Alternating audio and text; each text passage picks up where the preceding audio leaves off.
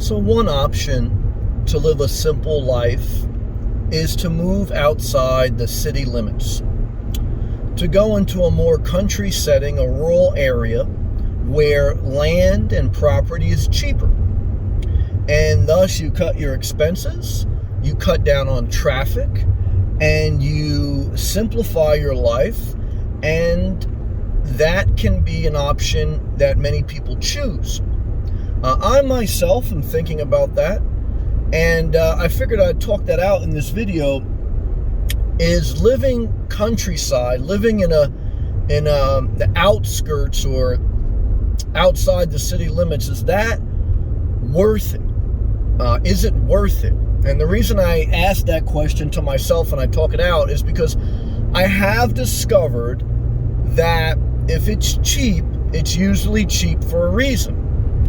And the number one general reason that living in the countryside is cheaper is because you are not around surrounding amenities, shops, job opportunities, infrastructure, the beach. You're not around a vibrant area. And so that in itself decreases the value of the property, and it decreases your value appreciation over time. So in one sense, you're a little bit better off pushing your financial budget up to buy property in a more desirable area, because that property will appreciate greater because there's a higher demand on average. Property on the countryside costs less because there's less of a demand, because less people want to live in the middle of nowhere per se. Now, certainly we're speaking in general terms, because, we could be talking about going 5 hours away from any civilization. That's really in the middle of nowhere. We could talk about buying undeveloped land that has no electric, no water, etc. For me, I would not go that far. That's too extreme countryside. That I wouldn't be happy, and it wouldn't even be worth it, even if I could live a simple life. Remember that on your journey to simplify your life, you want to cut unnecessary expenses. You want to get away from unnecessary traffic or aggravation, but you don't want to build a life where you don't want to live, because that kind of defeats the purpose of living your best life.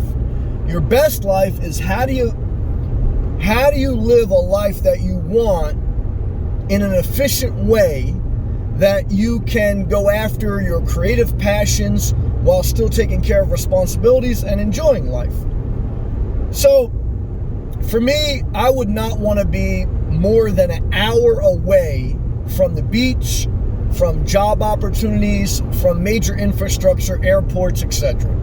To me, more than an hour away from a major metropolitan area, or for me, beach or something like that, that's the limit. There's got to be limits. You're going outside the city limits, but to me, anything more than an hour is not worth it for me personally. That's a personal thing.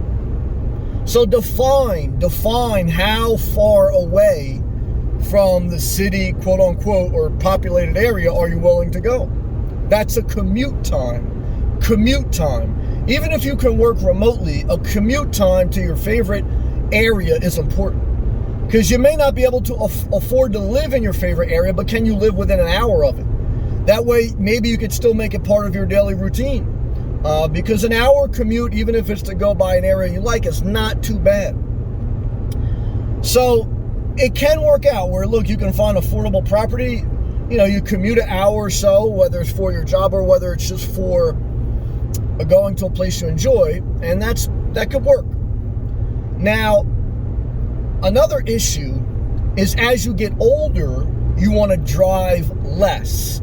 Once you get into your 60s, definitely 70s and 80s, you don't want to drive at night that much.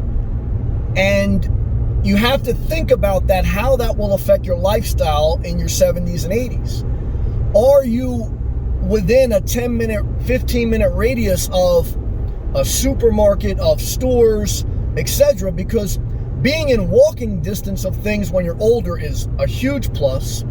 Obviously, you want to be by medical facilities just in case you needed them.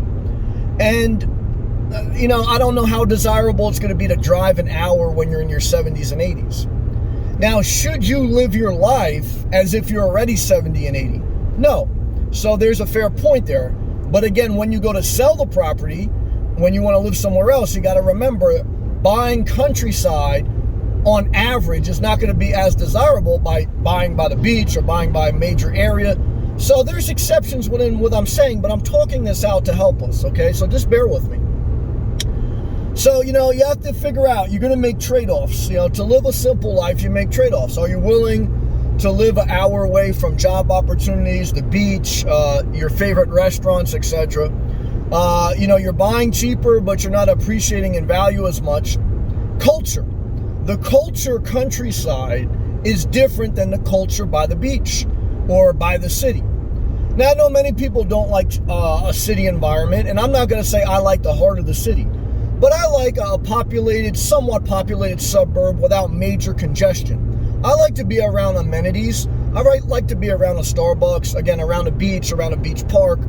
And living countryside, you're not going to be around these things. You're going to be around maybe farmland, maybe tractor stores, supply stores, etc. Right? It's a different lifestyle. It's a different culture.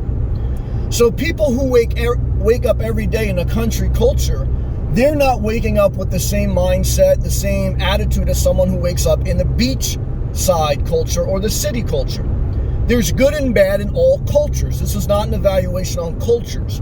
But this is to state that when you live in the country, the culture is different than when you live by the beach or when you live by the city or even when you live by a regular suburb. And that is something that you have to think about.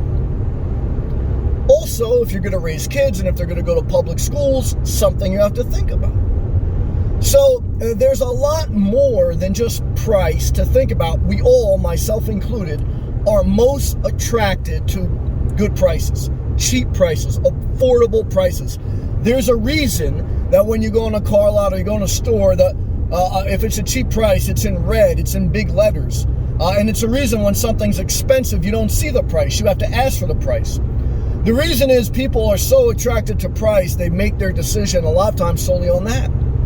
Again, it's understandable because we don't want to live above our means where we can't enjoy our life because then it's not worth living.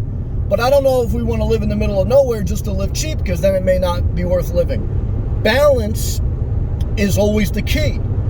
Talking these things out, looking at yourself, your personality, how the property fits into your daily routine. These are things you need to think about and do some research and do some, real exploring in your mind how they would work for you in your individual life with your individual circumstance and goals. So, I just hope by talking these things out, they help you. If they do, click that thumbs up. You want to support the channel, click the blue join button. I thank everyone who watches my videos.